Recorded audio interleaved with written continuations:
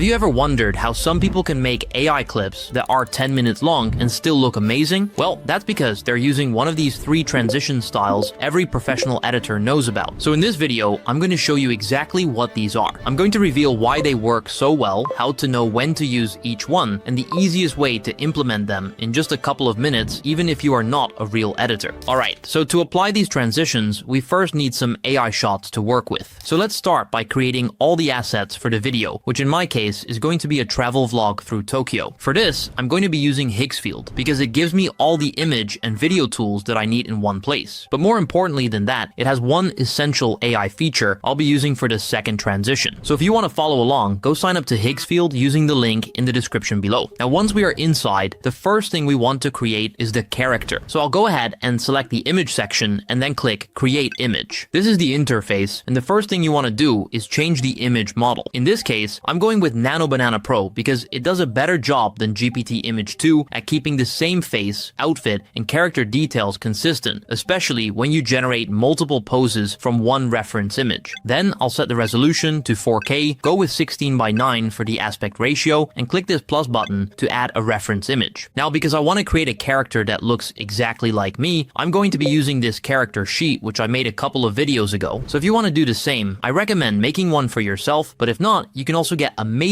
results with just a selfie. So now that I've done that, I'll paste in this prompt where I basically tell the AI to create 3 different poses with my character and his new outfit. So let's click generate, and here's what it gives us back. We have my character just like we asked in 3 different positions, and everything looks really clean thanks to Nano Banana Pro. Now I'll use this generation as the image reference for the next generation, which is going to be the location for one of these stops in my travel vlog. So I'll leave all these settings the same, and for the prompt, I'll swap it for this one. Now let's press generate. I honestly really like the lighting on this one because it makes it feel extremely natural, similar to the atmosphere you'd find in any coffee shop. But there's actually one more image I want to generate, and this one is going to be really important for one of the transitions we'll set up in a minute. So I'll go back, use the previous output with me in the coffee shop as a reference image, and then simply paste this prompt. And as you can see, Nano Banana Pro gives me this, which is the exact location, but from a different angle. And the best part is that there's literally no detail missing. We even have this same cup of coffee on the table and that small menu from the previous image. So let's save that. And just like this, we have all the assets we need to create the AI scenes. However, this next step can be quite tricky, even for creators with some experience. So let's go through it and show you how to do it properly. So I'll head over to the video section at the top and click Create Video. On the left side, you can pick your AI video generator, and I'm going with Seedens 2.0 since it handles realistic motion and character consistency better than anything else right now. Right above that, we have Upload Media, where we can drop in any image, video, or audio reference we need for the generation. Now, the only image reference I'll use for this generation is the one with my character, so let's use that. And now we can finally get to the point that's quite tricky. I'm talking about the prompt structure I call class. Now, C comes from character, and this is the part where we tell the AI what characters we have inside the video and what we want to do with them. For this example, I'll just reference the character I added earlier, which makes sure it stays consistent throughout the entire video. Then L stands for lighting. This one's quite overlooked, especially by beginners, even though it can change the entire mood of the scene. So you want to add a new section in your prompt called lighting and explain how you want it, which in my case is a normal day with some natural light but no direct sun on the character. And by the way, when you split everything into separate sections like this, it's way easier for the AI to read your prompt and understand it, which makes the result better. Next, we have A, which stands for audio, and this is where you add any sounds you want. So for my video, I want some ambient street sounds like traffic and distant crowds. And one thing I need to mention is that I want my character to talk in English, because if I don't say that, the AI might think that since I'm in Tokyo, I should be speaking Japanese, which isn't the case. Then we have S, which comes from style, the overall look you want in your video, and finally the second S, which stands for shots, the key piece of this entire prompt. Here, we break the whole video down by timestamps, which forces the AI to do exactly what we tell it, so we get full control over the entire thing. So here's what one part looks like. Shot number 1 starts at the beginning and ends after 4 seconds, and it's just me walking down a Tokyo street. This doesn't only give us full control, it also gives us the freedom to create custom transitions. That's exactly why I'm using this prompt to set up the first seamless transition, which many editors know about. That's what I did in shot number 4, where my character puts his hand over the camera. So the next video can start in a similar way, with him taking his hand off the camera, but in a slightly different spot. So let's paste in this prompt and make sure the resolution is set to 1080 1080p, the aspect ratio to 16:9, and the duration, which you'll want to match to the total length of your shots, in my case 15 seconds, and press generate. Now let's take a look. Okay, so we just landed in Tokyo like 2 hours ago, and I have not stopped moving since we got off the plane. Shibuya is genuinely insane. Every direction you look, there is something happening. I am already obsessed, and I have not even eaten yet. Actually, I just spotted a cafe down this street. Let me go check it out. This looks extremely realistic. We've got my character walking down the street while talking, and I'm actually holding the rig like a normal vlog, which feels authentic because it's a bit unstable instead of fixed, so everything looks more natural. We also get all the shots we asked for, and as you can see, we've created the first part of the smooth transition with the hand. So let's go ahead and create the next shot so we can complete it. Now I'll leave my character sheet in and add the coffee shop location as the references, and I'll use a similar prompt structure to before. The only difference being that I tell it how the video starts, which is with me pulling my hand away from the lens to match the previous generation. I set the duration to 12 seconds and leave all the other settings the same, then press generate.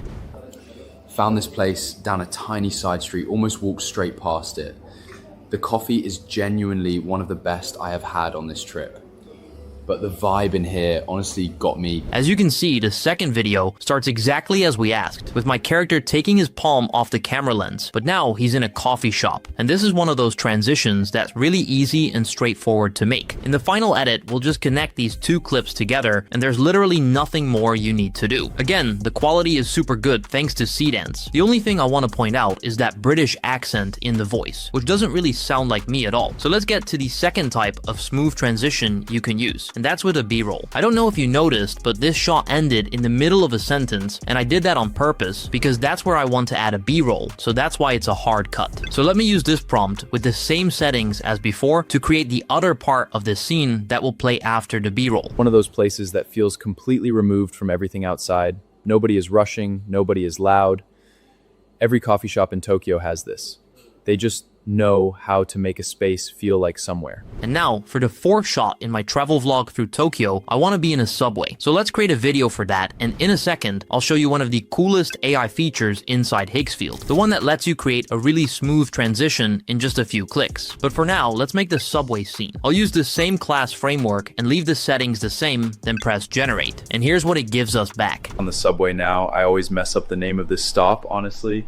Heading across the city, dead quiet in here. I genuinely love this about Tokyo. Every time I get on one of these, I think about how different it is back home. Again, it's my character talking in front of the camera, and the overall video is really good. We even get the reflection on the black glass behind me, which is an important detail when it comes to realism. And now that we have all these AI shots, we can finally move on to adding these smooth transitions, which will help us go from an average looking video to something way more professional. But before we can actually do that and get into the editing stage, we first need to fix one crucial thing that may ruin the entire video. And I'm talking about my character's voice. Right now, all the AI videos I've made have a random AI voice. And even though that's normal, since we generated all of them separately, we still need to fix it. And the easiest way to do that is with Higgsfield. So let's go to the audio section and click change voice. Here, all I need to do is upload the video I want to change, plus upload a recording of my own voice as the reference. So let's do that. Then I'll upload the first video and press generate to see what we get. Let's take a look. Okay, so we just landed in Tokyo like 2 hours ago, and I have not stopped moving since we got off the plane. Shibuya is genuinely insane. Every direction you look, there is something happening. I am already obsessed, and I have not even eaten yet. Actually, I just spotted a cafe down this street. Let me go check it out. Well, now it finally sounds like me instead of that weird voice. So I'll do the same thing for all the other videos we generated and save them. And now we can finally get to the most important part of this tutorial, which is adding the transitions and making it look professional. To do that, I'm going to be using CapCut, but you can do a similar thing in other editing tools like Premiere Pro. Once I'm inside, I'll upload the first two clips, the one where I'm walking down the streets of Tokyo and the one where I'm sitting in the coffee shop. And the cool part is that the transition itself is pretty much already done. All I need to do is use a hard cut in CapCut. I end the first clip on the last couple of seconds where my hand covers the lens and start the second clip right where my character pulls his hand away, and that's it. That alone gives us a nice smooth transition, but that's just the first one. The second transition is way cooler because it works in pretty much any situation, not just vlogging. vlogs like this one. I'm talking about the B-roll overlay. Now, if you remember, we created two different scenes in the coffee shop. The first one where I'm talking and stop suddenly, and the second where I pick up right where I left off. And that was on purpose because we want to drop a smooth B-roll right between them. So let's upload those two scenes onto the timeline. Now, there's one more problem. We don't actually have the B-roll yet. So let's go back to Higgsfield into the video generation. I'll make sure Seedance 2.0 is selected and add an image reference of the coffee shop setting that we made in the first step. I'll go with a 7-second duration since I don't want it too long. And for the prompt, I'll write this. And this is what it gives us back, a smooth pan of the location. The only thing I need to point out is that weird hand gesture of the barista. Now we can bring it into CapCut and place it on the track right above the two clips. That way, it covers the cut between them while my voice keeps playing underneath. And I'll show you exactly how all of these came out in a second. But before that, I want to create the third style of transition, which in my opinion is the coolest and it's also the easiest one to make. All I need to do is take the last frame of the third clip and the first frame of the fourth one using CapCut's export frame feature. Then I go to Higgsfield into the app section and look for the AI feature called transitions. As you can see, it asks for a starting frame and an ending frame, so I'll upload both. Then there's a transitions option, and when you click it, you get literally dozens of presets to choose from, so I'll go with seamless. Next, you can pick the duration, either 5 or 10 seconds. Since I want it shorter, I'll go with 5 seconds, then press generate.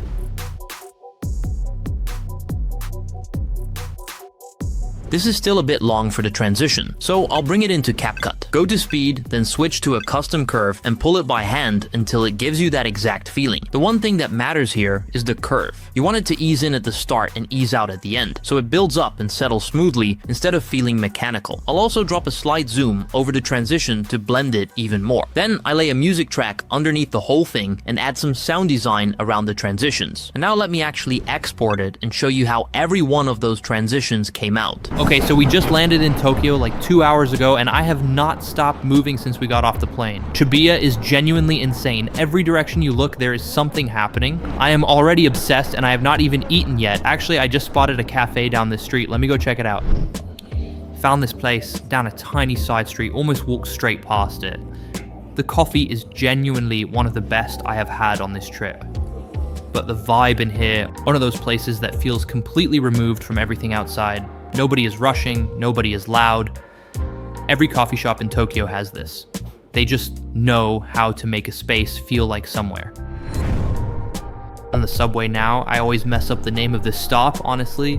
Heading across the city, dead quiet in here. I genuinely love this about Tokyo. Every time I get on one of these, I think about how different it is back home. The transitions are really smooth. I like the first one with the hand quite a lot, because for a vlog style, it feels absolutely perfect. But I think the B-roll is the one that'll work for any type of video you want to add smooth transitions to. And with the Higgsfield feature, we got that amazing transition from the cafe to the subway, which made the whole video look really high quality. And these are what really make the difference between a video that looks like a collection of random AI clips stitched together and one that is professional. The only slight problem I have with the video overall is that the voice in the second clip came out a bit too British, even after the voice change, but that can be fixed pretty easily with another pass. And now there's one more step to get the final touches in place, and that's the upscale. Luckily for us, Higgsfield has another feature called Upscale, where you can simply add your video and it increases the quality. So let's do that. For the model, I'll go with Topaz Video. Then for the resolution, I'll go with 4K and I'll turn on enhancement. Next, for the preset, I'll go with Starlight Precise 2.5 and leave the parameters on auto. And for the other settings, like frame interpolation, I'll turn that on and go with 60 FPS. Then press generate, and here's the final result. Okay, so we just landed in Tokyo like 2 hours ago, and I have not stopped moving since we got off the plane. Shibuya is genuinely insane. Every direction you look, there is something happening. I am already obsessed, and I have not even eaten yet. Actually, I just spotted a cafe down this street. Let me go check it out.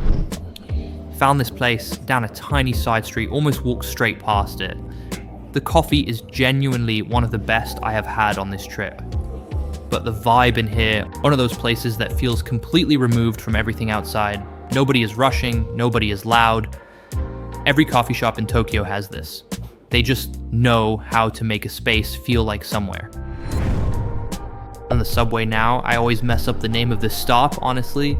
Heading across the city, dead quiet in here. I genuinely love this about Tokyo. Every time I get on one of these, I think about how different it is back home. Now this is what I call a high quality video. So if you want to test all 3 of these transitions for yourself, go sign up to Higgsfield using the link in the description down below and start creating your own videos. Thanks for watching, and I'll see you in the next one.